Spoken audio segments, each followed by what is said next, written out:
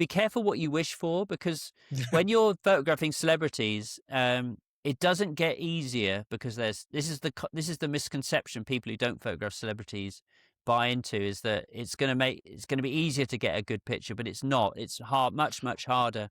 It was so much easier photographing your friends and your family and my sister and so on. When I first got to photograph, celebrities, I was like a deer in the headlights. Hello and welcome back to the channel. At least I hope it's welcome back, because if this is your first time here, you missed part 1 of my interview with Harry Borden. But don't fear, I'm going to link the video up here, down there, everywhere. It's going to be linked. Now in part 2, we're going to continue our personal, intimate journey into Harry Borden, the man behind the lens. So, hope you enjoy.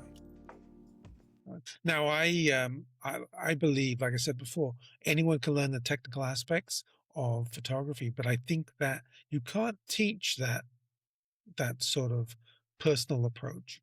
You've either got it, or you can try and hone your personal skills, but some people are just not naturally approachable. Yeah, I think there are people in the past, and these people, I think it's their work doesn't really age very well. Who their work is really just a treatment. So they have a sort of style, and it's kind of very. It You seems mean very well-known people? Yeah, well-known photographers. Who? Yeah, I'm not going Can to I name ask any. No, I'm just curious. I think. Who you I might think. mean. I think people that have a very formulaic approach, and their work is. For instance, people that kind of fetishize the fact that everything is shot on film, say, for instance, or it has a certain look. And those pictures are really just evidence that technique has just been stamped onto the subject. So they don't really tell you anything about the person that in the picture, other than that they've been stamped with that sort of technique. And I think the really telling pictures are pictures that are genuine moments and have a life and spontaneity about them, and they're more about the subject than about your kind of mastery of a particular kind of lighting or whatever. Now this segues into something I want to touch on, and it sounds like a generic question, and it's basically, what do you think makes a good portrait? Now, good. I'm going to go into some depth here. Good is a generic term, and your answer is going to be subjective, because everybody's probably got a different answer. But is a picture deemed good by the nature of the subject, how it's taken, the context? And I want to use, I always think of David Bailey's picture of Mick Jagger, the one with the parka. He's wearing the parka. It's Mick Jagger, I think it's 1964. And, he wasn't, we look at it now like through a nostalgic lens, and we know who Mick Jagger became, how big he became. But then I don't think he'd cracked into the States yet. He was probably just big in England. I don't know how big at the time. So that picture is just a guy in a parka. What makes it a good picture? Was it good? Was it deemed good at the time? I don't know how big a name Bailey was at the time even. Was he just coming up as well? So we look at it historically, oh, that's a fantastic picture. Look at Mick Jagger. But at the time, it's a guy in a parka. So back to my question, what makes a good portrait? Using that as an example, it's a multitude of different things. I just think if it's just a sort of technical exercise, then that's quite banal. I think the fact that I don't think it's Mick Jagger doesn't look like every other guy. So even if Mick Jagger didn't exist and the Rolling Stones never existed, that would be quite a compelling picture, because he's an extraordinary looking individual. Right. And you only see with his his lips and his oversized features, and he was very beautiful when he was younger as a man, very effeminate, androgynous. So it's a nice execution. I think it's it's something that is ultimately it's too banal a word. Good. It's like nice. Yeah. You can talk about different elements of that picture and why it's compelling and why it stood the test of time. I mean, ultimately, quite often the pictures that would be considered good are actually quite straightforward. Hmm. There's a picture on my Instagram. There's a a chef over here in the UK called Nadia, and she's Muslim, and she's wearing her scarf over her hair. And there's a side. I did a side pitch profile shot of her, and it got some 2,000 likes or something on Instagram. But it's a pretty simple picture to get. It's basically quite generic. It's a bit like the girl with the pearl earring. I mean, it's perfectly well executed, and I did well to get it because it was sort of just with available light, and it was in someone's house, and they had black walls in the bedroom. But ultimately, for me, the pictures that I derive most pleasure from having achieved and got, they tend to be ones where there was no way of knowing that I was going to get something like that. They were spontaneous. So that, Kevin Garnett, there's a basketball player, 7 foot tall Oh basketball yes, player. with the mannequin. Yeah, so that's a really good case in point. I mean, it was quite unpromising. He had a fashion label. I was taking pictures of him, and then I got the stylist to bring along some dummies, most of which were rubbish. But that one torso had a kind of Yes. angry sort of hostility to it, and he picked it up and he gave me that picture, and it was more about being alive to that moment. And then the picture sort of has racial elements to it. It's got homoerotic elements to it. It's got all this subtext, and it's not something that anyone would be clever enough to sort of draw. And actually, I'm sure it would inspire other people to draw something and say we want this, but it's a genuinely original picture because it's sort of not really kind of anything. I've never seen anything like it. That's what I try and do is, that's when I'm really happy and I think I've done something good, is if I've taken a picture that Something unique. it isn't obvious where the lineage of that picture comes from.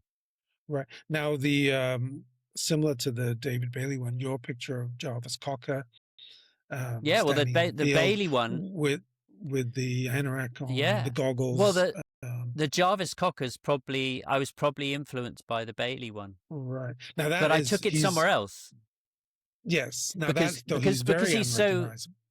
yeah, he's unrecognizable, and because he's wearing the big glasses, you can sense that someone's in there because you've got the reflections coming off the glasses. So if he wasn't wearing the glasses, it probably wouldn't work.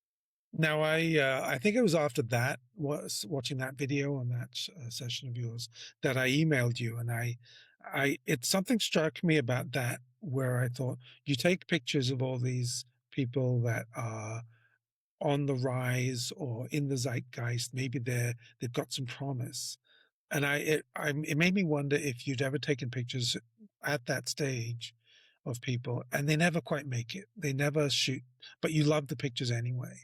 Do you have a series of those Oh, pictures where, loads. well, Yeah, that loads. person, I mean, I'd love to see a series of those just to see a picture of someone that you love or they love the picture. And it's like, well, yeah, they never quite shot off. So they're Yeah, I not mean, famous, but the picture's good. the most of the people, they might be famous, but they might be kind of in a very parochial way. So just famous in the UK or they had their moment. I can think of an example. There's a picture I did of a woman called Faye Tozer, who was in a band called Steps in the 90s, Oh, and kind of yes, yeah, vaguely remember they had that. little dance routines and everything. And she was blonde. She probably still is, and she was, she was very, very attractive. And I photographed her in the studio, and I took her outside, and I got this picture of her in this big limo. And it's a really good picture, but unfortunately, it's a picture of her rather than Sharon Stone. It'd be really cool if it was a picture of Sharon. It would be an amazing picture if it was Sharon Stone. But Well, that goes back to my point of is that picture good because it's Mick Jagger, or is that picture good mm. because it's, Well, so quite often I've had people sort of say, "Oh, well, the pictures are only good because they're Mick Jagger or Jarvis Cocker or whatever." But actually, what people who don't photograph celebrities don't realize is that photographing celebrities is a consequence of being good at photographing the unknown. You get to photograph celebrities because you've been good at photographing people who aren't celebrities, and the reason that is because celebrities are more difficult because they're more difficult to penetrate and get something different, and they won't give you very much time. So it's actually Yeah, I have that quote. harder to do celebrities than it is to do ordinary people. I wanted to talk about exactly Ordinary. that because I have this quote written down because um, you said you ended up photographing celebrities because you're good at photographing people, and that if you photograph people and you're good at it, you end up photographing celebrities unless you actively work against that. Now, as somebody who's desperately trying to crack that celebrity market, and having a hard time breaking through, I find it very challenging. Like when I hear that, like it sounds like you'd have to really try hard not to end up photographing celebrities. And I'm like, show me the celebrity, I'd be happy to. And this goes to a lot of people. I see a lot of photographers posting their stuff and thinking, that's really good. And then I'll see a picture of a celebrity and think, well, that's okay. It's just because it's so and so that it's a good picture, that it's, Mm. and put me in front of that, put 1,000 other photographers in front of that person and let them have a go. I mean, so your idea that it's almost like an inevitability that you would get into it. I mean, show me It's the way. I think what I mean by inevitability isn't that it's this huge, powerful gravitational pull that I can't resist. It's more that in a sort of pragmatic assessment of how to be effective and be successful as a photographer, if you're given the opportunity to photograph celebrities, you might as well take them because the likelihood is that the pictures will be more greatly seen and you'll be regarded by some people, probably incorrectly, as better than you are.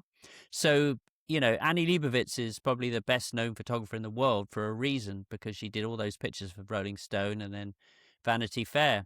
She's not necessarily, I mean, it's a crass way of talking about photography anyway, to talk about the best photographer, but maybe she's not all that as a photographer. It's the caliber of the people that she photographs. I would actually say that she's an exceptionally good photographer, and that's why it's a chicken and egg situation. That's why she's ended up photographing lots of celebrities. And she's the perfect example, in fact. There's no happy accidents. It's a sort of marketplace.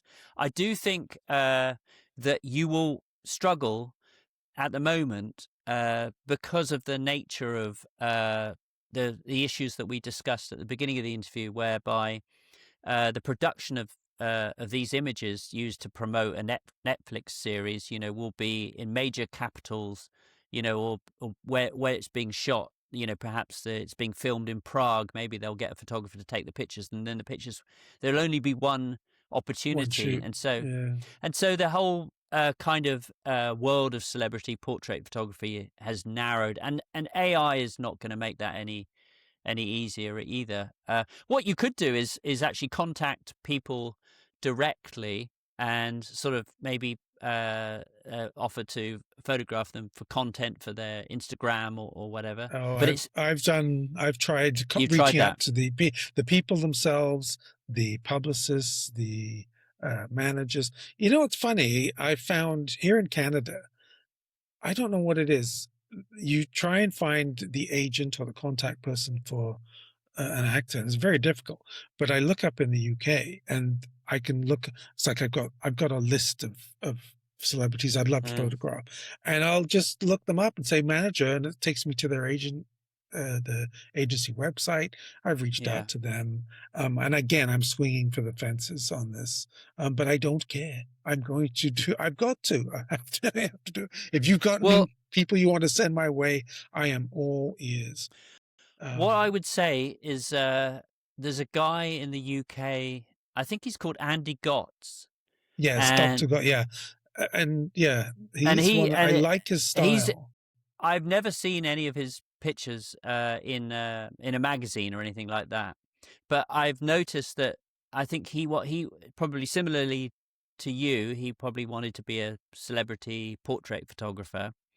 And so what he did was he set up a charity or some kind of extravaganza, some kind of he contacted all these people, and he managed to get a few people to agree, and he was able to sort of say, well, we've got George Clooney, would you be interested, Yeah, type of thing. but do you know his full origin story? Because when he tells it on his channel, he was at school and somehow Stephen Fry was at his college, and he Right. just took a picture of Stephen Fry. Stephen Fry took that picture back home. Kenneth Branagh saw the picture. Oh, would you like to photograph me? Oh, and here's Emma Thompson. And it's like, well, that's never going to happen again. That's lightning in a bottle. And then from there, yes, he did the charity thing, and it's very frustrating. And this is why, I love hearing your stories. I love hearing your advice. And veterans who have been in the business for a long time, their origin stories very rarely are applicable to modern. Because I mean, back in the day, you'd actually take a physical book around, right, to creative Mm, directors, art directors, and show them your work and try and get the gig.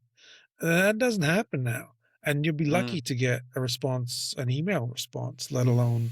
Um, Yeah, no, definitely. It's a completely different time. I mean, I said to my friend, we all lived in this area in East London called Hackney, which mm, was very trendy, like living in Brooklyn or something like that. And when we lived there, it was quite rough. It was in the 90s, and I remember somebody saying, "Why are you moving there? You're going to get you're going to get robbed and stuff like that."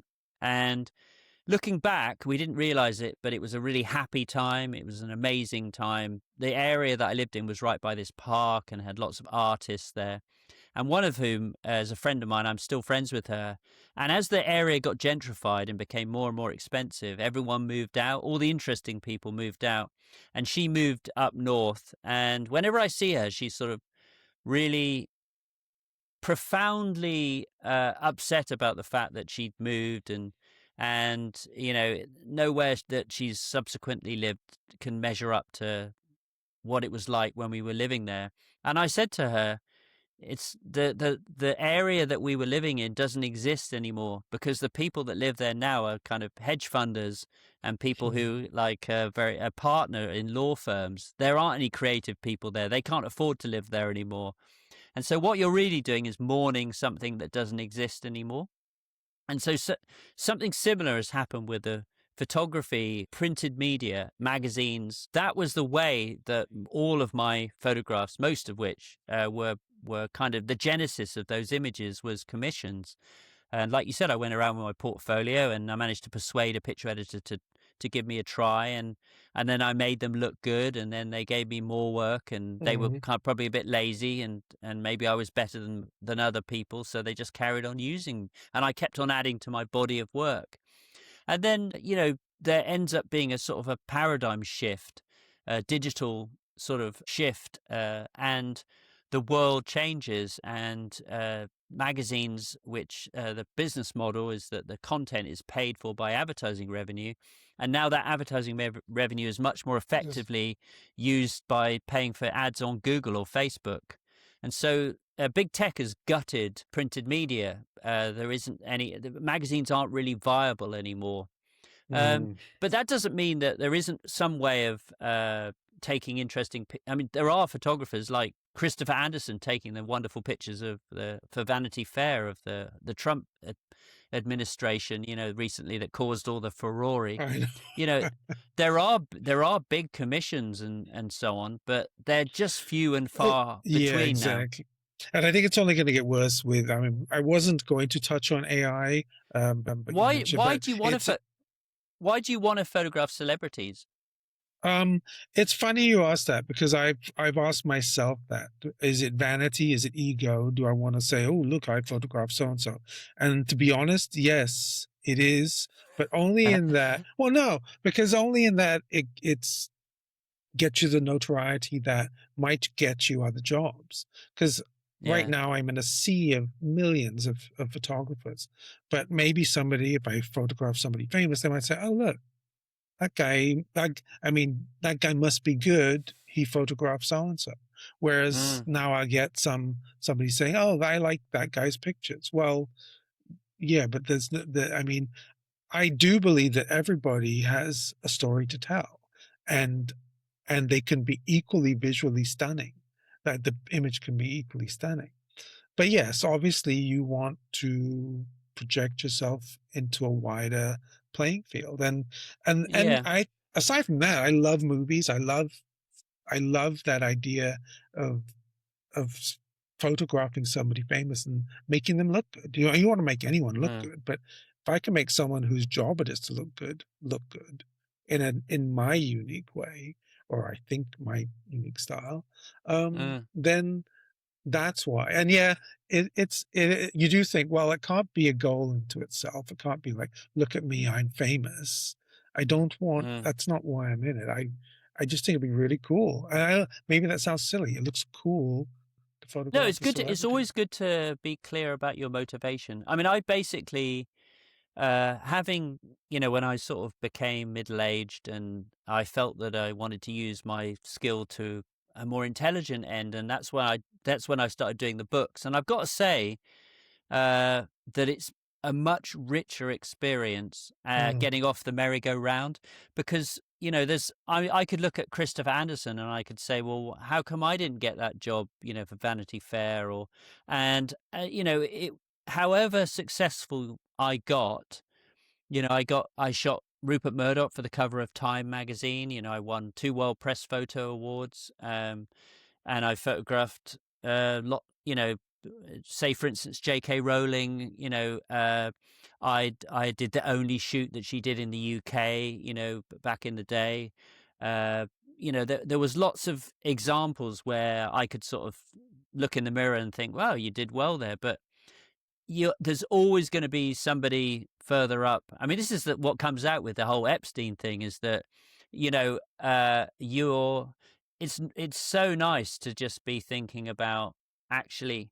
I tell you what, a big turning point for me was, I went to I split up with my ex in 2009, and I sort of probably rebounded into a relationship that lasted 10 years with a great photographer, Abby Traylor Smith. She's a really good photographer.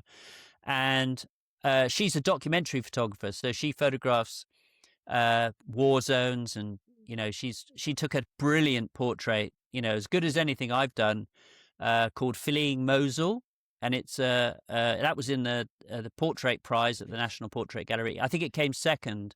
sure. And I remember she was with this agency, and there was all photographers, documentary photographers, war photographers, serious photographers, not uh, doing what I was doing. I went to the Christmas dinner, and I was sitting next to a war photographer or a documentary photographer, and I said, "Hi, I'm Harry," and he said, "I know who you are. You take pictures of famous people," and he didn't mean it in a nice way, and he meant, this is what you're Not doing important. It's is fluff. not important. It's in fact worse than that. It's before the internet completely gutted print media.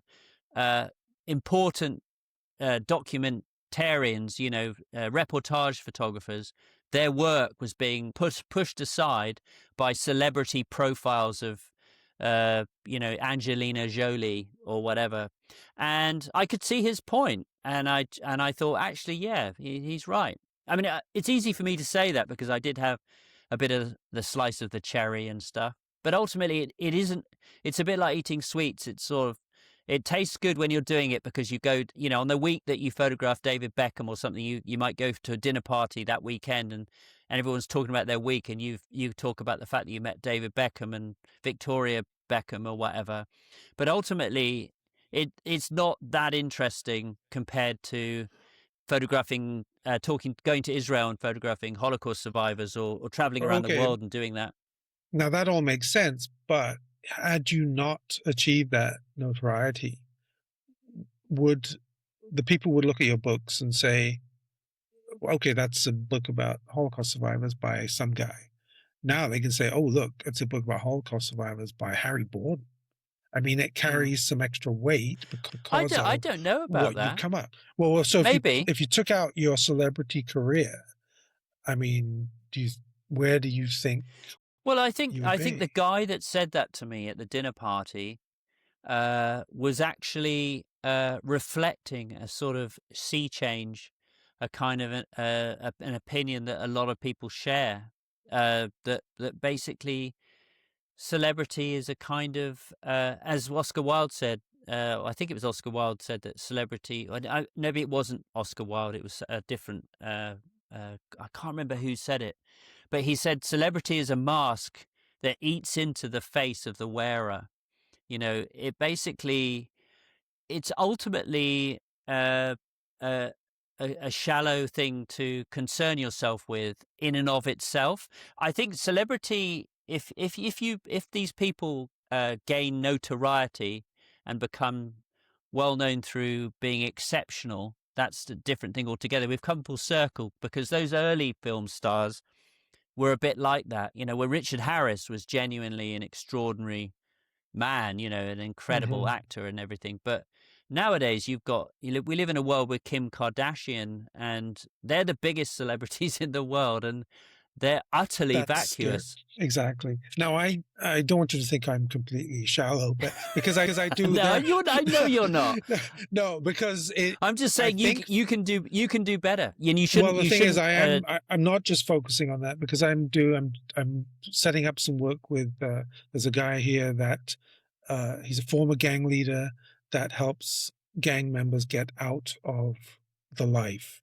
And Yeah. I want to do a series on him. His whole team is sort of, ex IRA hitman, ex, ISIS, and it's a fascinating project. I'm doing something with the Canadian Peacekeeping Veterans Association, things like that. Oh wow. So I do like that, and I think that's what I want to bring to the celebrity thing is get those people in ways that cuts through that veneer, if you will. But there was because of your celebrity photography and because you have said that those images are not the most important, that it's more the personal ones. And I love that video you did that you do with Polly. You take she draws a picture of you, you take a picture Mm. of her. I thought that was so sweet, and it shows that you are this great family man.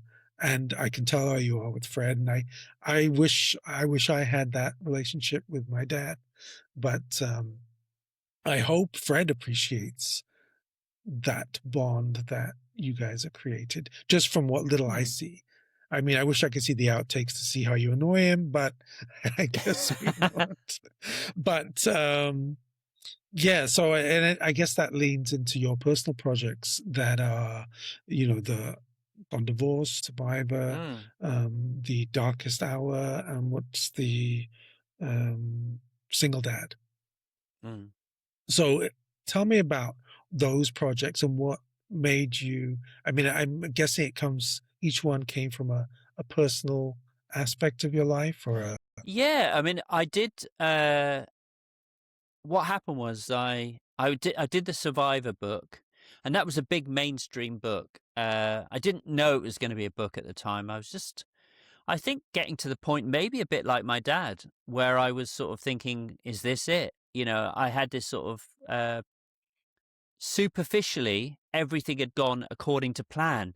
I had what the things that you crave. I had people that were interested in me because of the people I'd photographed. I had sort of, you know, it's interesting because I mean, I don't want to downplay it because actually you're right. I mean, it does. Uh, People are impressed, but what you realize actually is that the people. I think what it is that like that guy at the party, the people whose good will and uh, the people who I sort of cared about how they perceived me weren't impressed by that. My partner, she's a teacher, and she doesn't even like the YouTube channel really. I think she thinks it's a sort of frivolous thing to do. I mean, she's a serious person, and And so there is this aspect. I mean, maybe it comes from my dad as well. I don't know what my dad would have made of the YouTube channel, but basically, I think it was this disquiet and this kind of reckoning with the knowledge that I'd reached sort of 40 in my life, and superficially everything was perfect. I'd been materially successful. I had status. I had 3 healthy children. I, by most people's metric, job done. I'd earned a lot of money through doing advertising. So, and I benefited from house price inflation to the extent that, I didn't have a mortgage and I had like more than one property. So I had revenue I had a place to stay in London and I had a place in Devon. But I wasn't really happy. And that's when I started doing these, I think probably that was a turning point, that having that conversation. But basically, the Survivor project was, I think it probably came out of being part of this agency. I was in this agency called IPG, Independent Photographers Group, and they had really great photographers, people that I was really proud to be alongside. But most of them were documentary photographers and very serious, multiple World Press Photo Award winning photographers who were, trying to make sense of the world and engage with it in a serious and thoughtful way. And although I was the guy that shot celebrity portraits in that agency and I made them money, there was this creeping realization that what I was doing was insubstantial and ultimately frivolous. And so I did the Survivor book, and that was sort of a thing that took quite a few years to come to fruition. And then it was like a bomb going off in 2009. I split up with Jane, Fred's mum.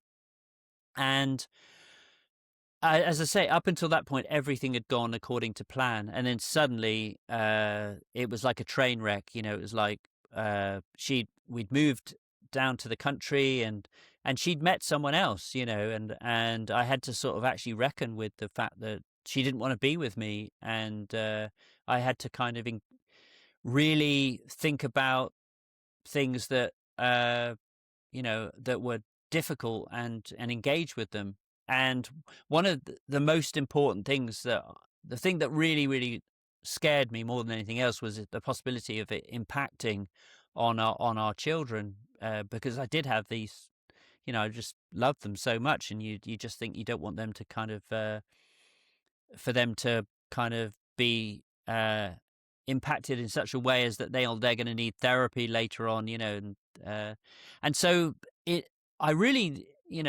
worked at getting my priorities right. And I just thought, I don't care about all these celebrities or, it doesn't, it didn't impress Jane.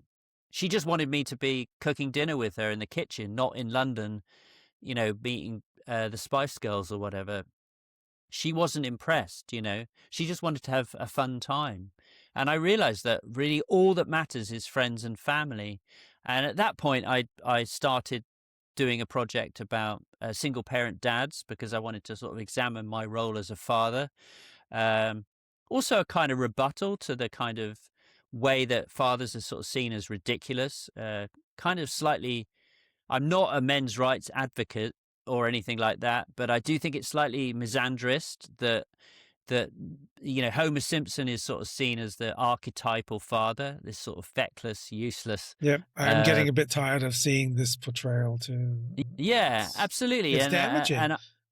And so the guys in the book are all the main carer for their children, so they're not looking after their kids 50% of the time. They're the main carer, and I just went into their stories. And is that my son? No, Florian.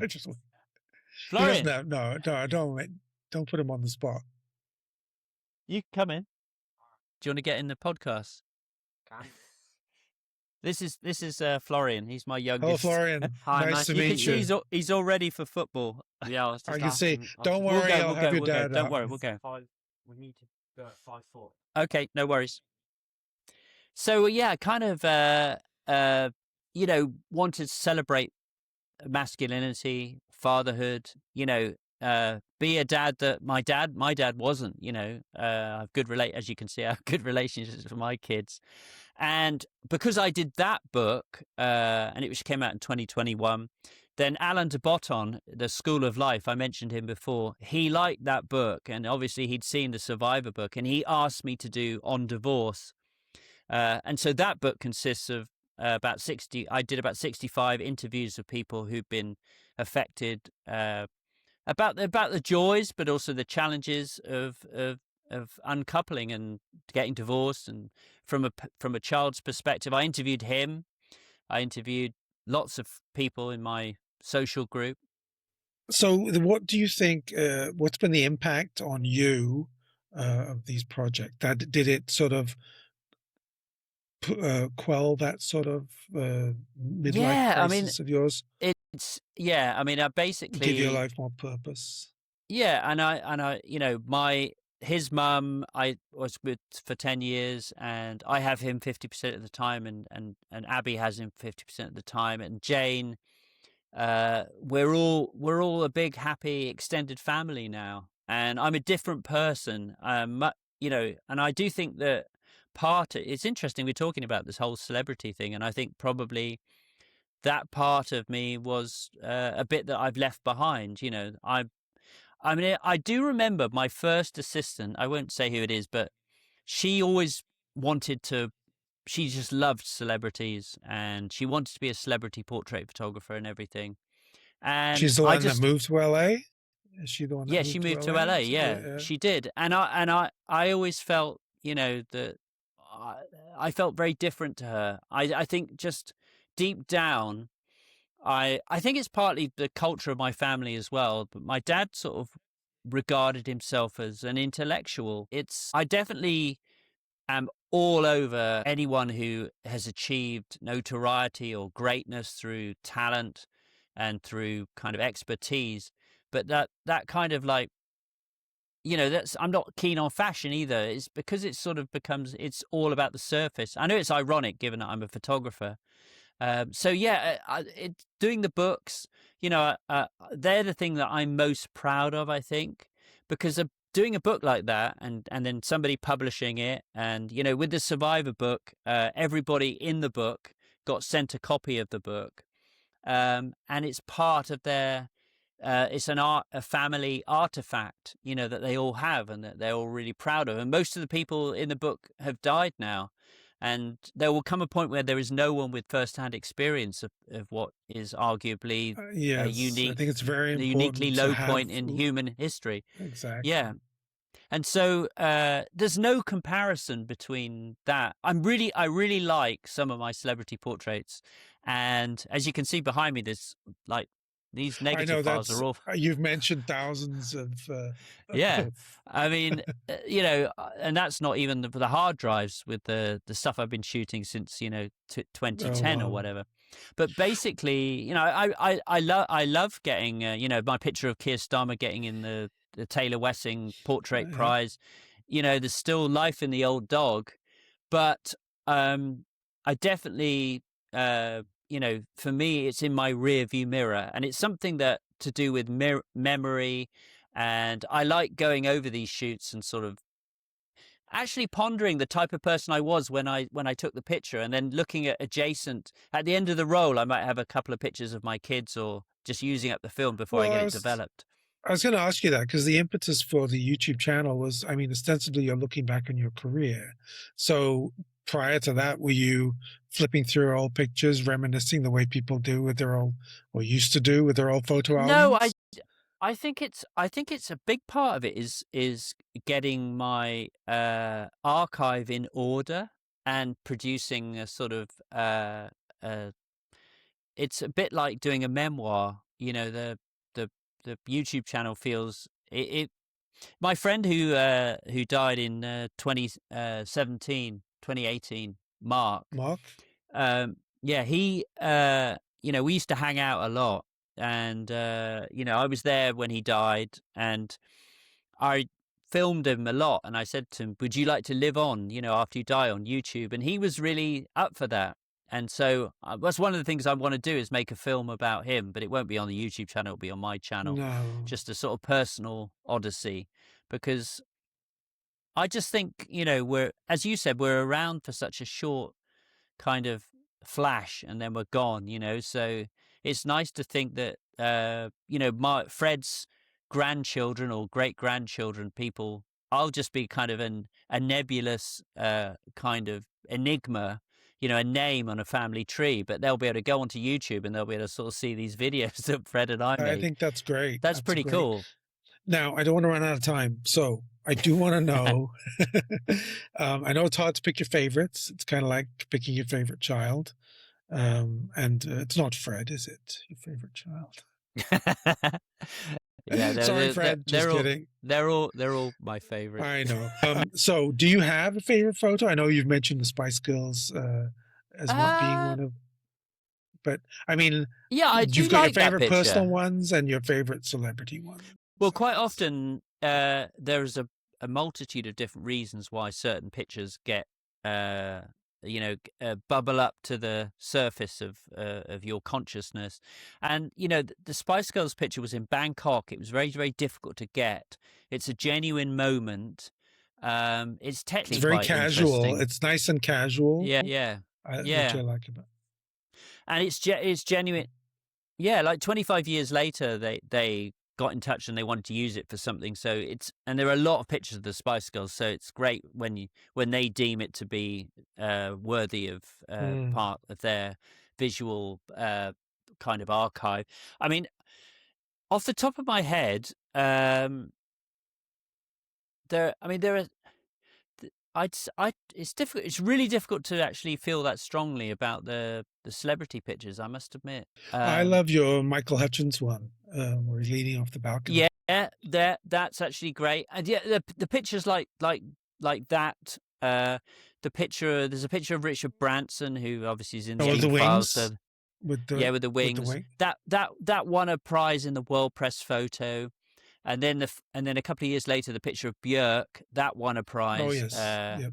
And so I'm fond of those pictures, but they're all kind of taken under duress. That's why be careful what you wish for, because when you're photographing celebrities, it doesn't get easier, because this is the misconception people who don't photograph celebrities buy into, is that it's going to be easier to get a good picture, but it's not. It's hard, much harder. I've got much better. I mean, go through my really early stuff. I've been archiving it, and I've got pictures of my brother, who was very, very handsome when he was young, and it was so much easier photographing your friends and your family and my sister and so on. And then when I first got, yeah. I was just saying, when I first got to photograph, celebrities, I was like a deer in the headlights. I mean, it's really difficult, because it's very unusual. Like with the Michael Hutchence picture, the reason that's good is that we were hanging out with Michael for a week in Paris, and I wasn't getting any access. But when I did, he was just like, he'd been filming something in the hotel room, and he came out to have a cigarette. And then we didn't even talk. He just sort of posed for me a bit and then went back in again. So it was genuinely loose and, like reportage. Yeah, I was watching your video with Peru, where he was talking about his shoot with, I don't know if it was Oasis or just Liam Gallagher. Oh, yeah. And they wanted to put him on a cross, but they didn't tell him. So it was up to him to tell him. And so they come up with these ideas where maybe you don't have the control that you want. Yeah, I can see how it's not. Now, I'm not just a photographer, but I'm also a science fiction author. So I love what if scenarios. So parallel dimension, Harry Borden, he's not a photographer. What's he doing? And more importantly, is he happy doing it? Yeah, I mean, I think I would like to be. I've often thought I would have liked to have tried to be an actor, And there was something else that, Y- that appealed to me, but I can't remember what it was. I was thinking about it in the last couple of days, actually. But I mean, You'd be a great I actor. You're very. I mean, you love to emote talk. and Yeah, yeah, and exactly. listen, don't take this the wrong way, but you've got a very characterful head. And I would Mm. love to photograph you if I ever get the chance. You have got such a great look. So yeah, I Yeah, can see well, you as a thank very you. character. I'll take you up on that. Yes, well, I will be coming home to the motherland at some point because I was Yeah, or if born I in find England. myself in Canada. Yeah, well, I want to make that happen. Now I know you got to go. So before you go, Mm. somewhere along the line, you picked up the nickname Half Pint Harry. Now, don't tell people how, because if anyone's watching, I want them to go to your YouTube channel that you do with Fred, look at the video with Richard Harris, and you'll learn why he's called Half Pint Harry. But before you do, go down to the comments, drop your best guess, look at that face, figure out why he's called Half Pint Harry. Yeah, I I think it's am just curious to see. yeah. I love that. I love that story about Richard Harris, by the way. That's a great. I Yeah, no, love it your was fun. videos. You're a great storyteller. You've Oh, got thank you. amazing anecdotes. Um, and I know you said you teach. Um, you were saying you were teaching the other day. So Yeah, do you have advice for people just start? Because it's funny because as I said before, someone who's been in the business so long, their experience is not going to be the same as someone starting out now. But you must, mm. now that you teach, you must know their fears, their expectations, right or wrong. What advice could you give to someone just starting out that I might give would them some hope? I would definitely live with the world as it is rather than the way you want it to be. So, Meaning, meaning that there's, as I said, there's been a huge shift in terms of. So that's why I do try and under, you know, deflate the kind of idea that lots of people perpetuate that there's all this work and that it's a viable lifestyle. It's very, very hard. It's like writing science fiction. I mean, it's there's very, very few people that are able to kind of finesse that into a living. But my own personal experience, my a very, very good friend and one of my first assistants, not the girl that went to uh, Los Angeles, but she's called Annie Collinge, and she just posts on her Instagram. Her work is genuinely original, and as a result, she's getting big commissions with big brands and so on, and doing interesting stuff. She actually has photographed famous people and stuff, but it wasn't for her because she's not actually. Uh, she's taken some really great portraits actually, but she finds it too stressful, and she mm, does stuff that's more like fashion, more art. She sort of just improvises, and her work is very playful, but it's very original. And she built up these commissions. She's done TikTok adverts. She's won a Grammy. She for artwork that she did for this band, but she did that was last year, and she did a TikTok for Burberry, and she's built this. She doesn't have an agent, and she's built this through just doing her Instagram and doing stuff that isn't derivative, that is genuinely coming from something very original that is really about her. well, that's what I tried. I tried to do my own thing. I mean, obviously, you'll imitate. You'll start by saying, "Oh, I like that style. What do I like about it?" Try and imitate it. But I see so many people just sort of, "Oh, look, it's Ivan Weiss. I'm going to do an Ivan Weiss," and everybody's doing Ivan Weiss style, and then it's like, well, what's the point? You just look like Ivan Weiss now, or look like whatever. Pick Mm. a photographer with a distinctive style. It's like, well, now you look like that. So you want to do your own thing and stand out. That's so hopefully I that's mean, what. that sounds, that it just sounds very simple, but obviously that's the most Yeah. that applies to if you're a writer Oh, or exactly. any kind of creative endeavor. I mean, when you start, you you know, you can be inspired. As I said, I was talking about this in the last video. I think, you know, you can be inspired by other photographers and so on. But there comes a point when you have to kind of get a sense. I mean, that's the most important ingredient of being a photographer is being interested in the world and being in touch with how you feel about the world and sort of conveying that. Beautiful, beautiful way to end. I know you've got a life to get back to. I'm just picturing your son bursting through that door any minute now. But listen, thank you so much, Harry. I can't believe we're here. I appreciate you taking the time. I know there's nothing in it for you. I'm not going to boost your viewership, but I No really worries, no appreciate. worries. So thanks again, and all the No best. And worries. I'll be watching. I'll be watching your channel very closely. Okay. Take Thanks, care. Warren. Thanks. All right. Take care. Bye. What a great chat. Big thanks to Harry, not just for his generosity of time, but for opening up in such a deeply personal and vulnerable way.